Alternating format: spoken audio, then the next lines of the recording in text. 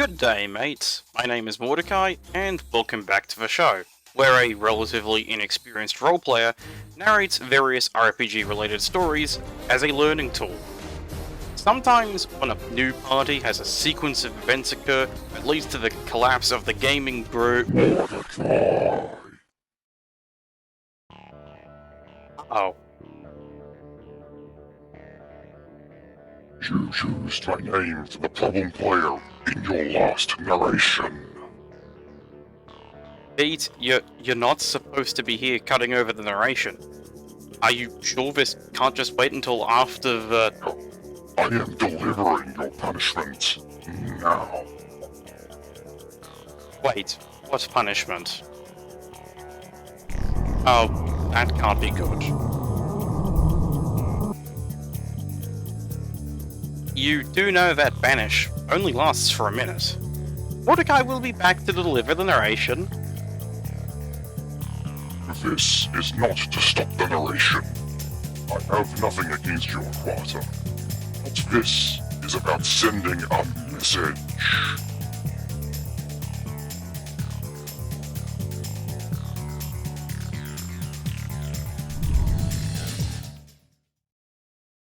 If anyone asks, getting banished is not a pleasant experience.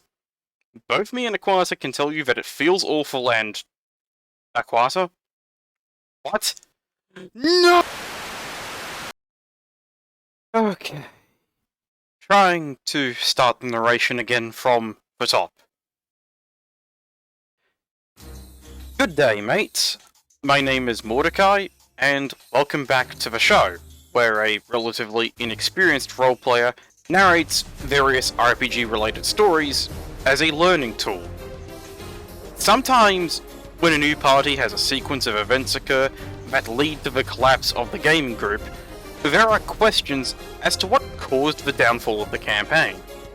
And whilst it can sometimes be attributed to a fat guy or an unexpected series of schedule interruptions that just grind everything to a screeching halt, one of the questions that can remain is whether or not a particular person is at fault. For context, today's story is an RPG horror story, one in which the poster asks if they are the jerk. This could have also appeared in the subreddit under r/AITA,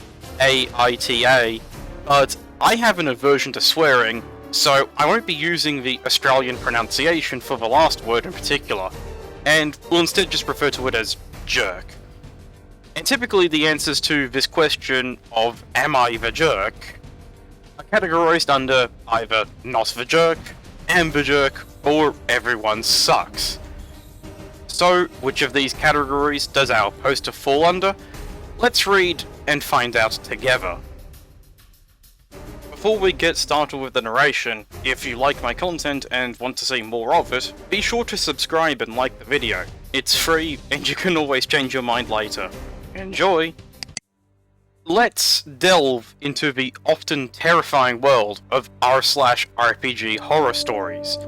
Today's story is titled Player Leaves Group and Takes 2 People with Them. Game Disbands.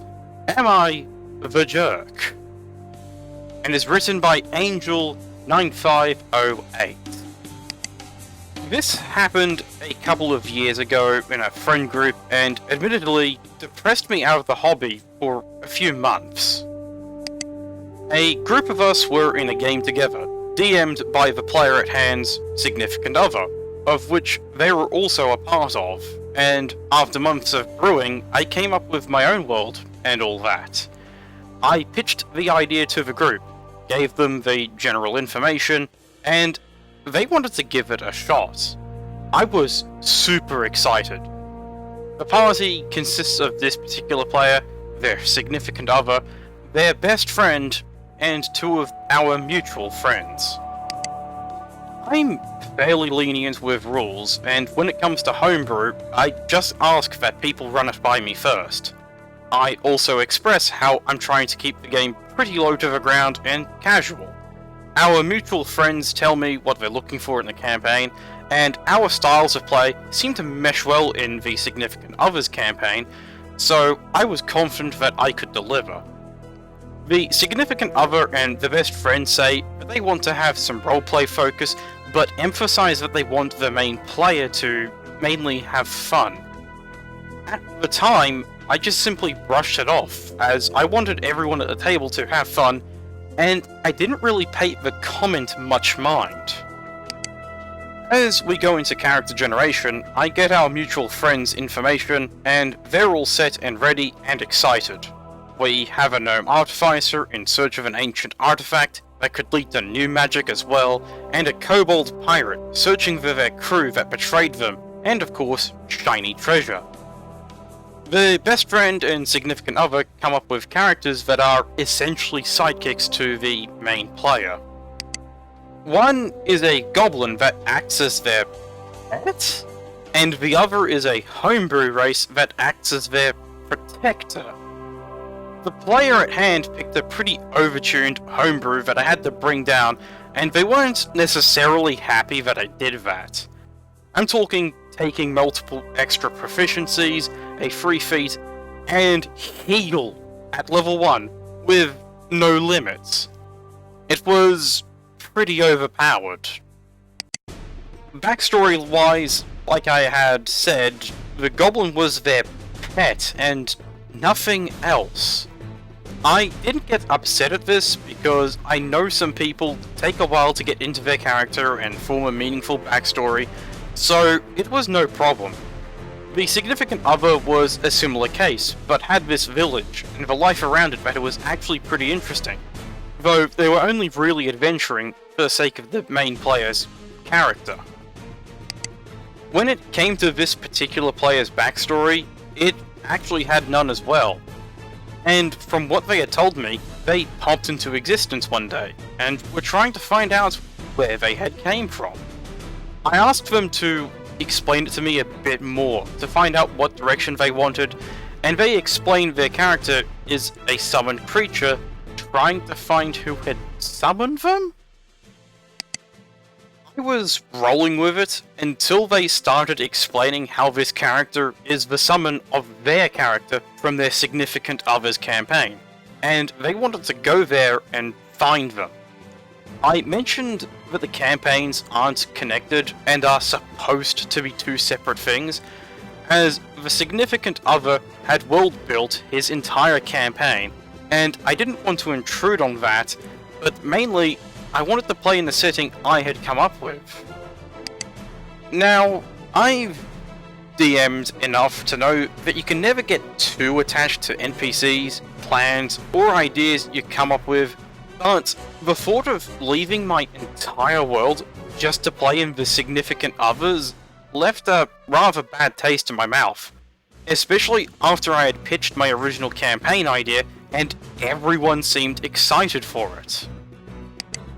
I did try to work with the player, asking if we could change the goal a bit to keep it in tune with the setting.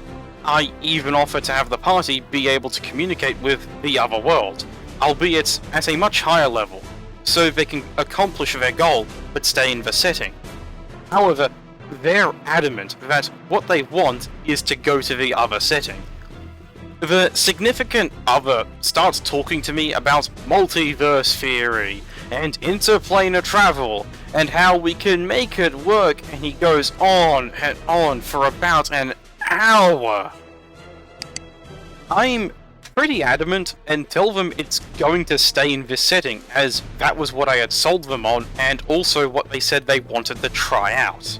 I keep offering more suggestions that could satisfy their characters' goals, but they kept saying no, as they only wanted what they thought of and were completely unwilling to compromise.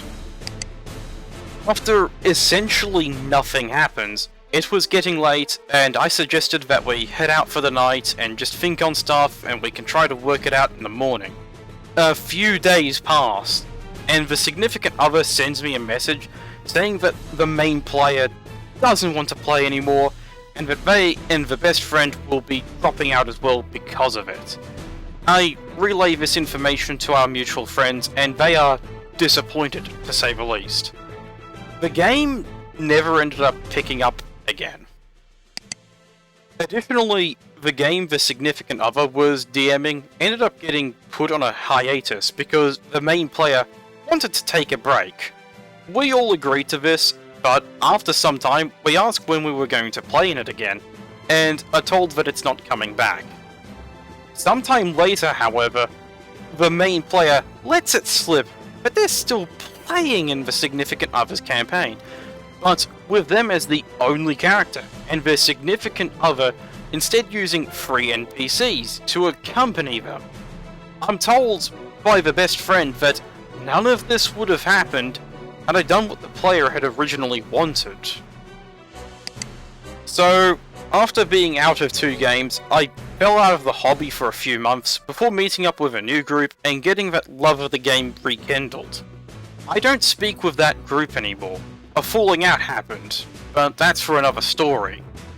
But I definitely do want to know if there was anything I could have done or handled more appropriately. After all, I love catering to my players' ideas and goals, though when the goal is moving away from a setting when it's barely even started, I was more than a little hurt, especially when not all of the players wanted to do that particular plan. I really appreciate it if you read all of this. I felt like letting it out and seeing what ideas people have had. I'll take the L if I need to, if I was the jerk. I just want to be a better DM. And that's the end of the story. There's quite a bit to unpack with this story.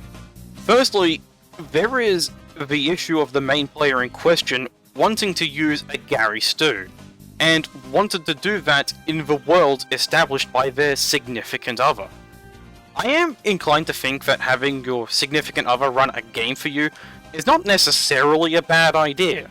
However, something that I can say is definitely a bad idea is being obsessed with the idea of having your significant other run a blatant power fantasy for you and being unwilling to compromise on that particular bit of fiction.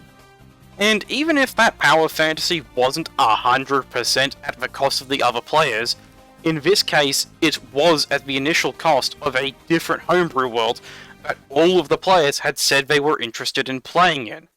And thus, instead of being honest, they opted for trying to bring the new game into a pre-existing game ran by the significant other. Like, what they wanted was some kind of weird crossover with no actual planning. This is also before trying to squeeze in the more power gamey homebrew stuff into the poster's campaign, and getting their friends to bring down even more pressure. Not to mention that they were unwilling to compromise with what seems like a happy middle ground, where everyone can get something out of it. And this was before completely pulling out, which caused the poster's planned game to collapse. And to top it all off, the story ends with a form of gaslighting, trying to pit the blame for Gary Stu's meltdown and resulting one-on-one campaign on the poster, especially when said gaslighting involved a lie about the significant other's campaign ending in the implied manner that particular description entails. Here's a frequently unconsidered take on lighting gas. Gas can explode, and when it explodes, it can cause fires, damage to property, damage to people, and if none of the aforementioned, there's certainly going to be a mess to clean up. By telling the poster that none of what happened would have happened if they had catered to the whims of Gary Stu, it was merely a matter of when and not if Gary Stu would completely crash a game. And with all of this considered, I have to rule that the poster was a victim, and thus, not the jerk. For the new roleplayers out there, remember to be flexible and reasonable when entering into a new campaign. After all, a new campaign is a new opportunity to explore new stuff. And for the problem player and their significant other, I sincerely hope that Gary Stu's actions don't infringe their relationship in any capacity. Thanks for watching. If you enjoyed the video, feel free to subscribe and leave a like. It's free to do, and you can change your mind later. If you have any thoughts on this story or feedback on how it can improve, feel free to leave a comment. Again, thank you very much for watching, and I shall see you all next time.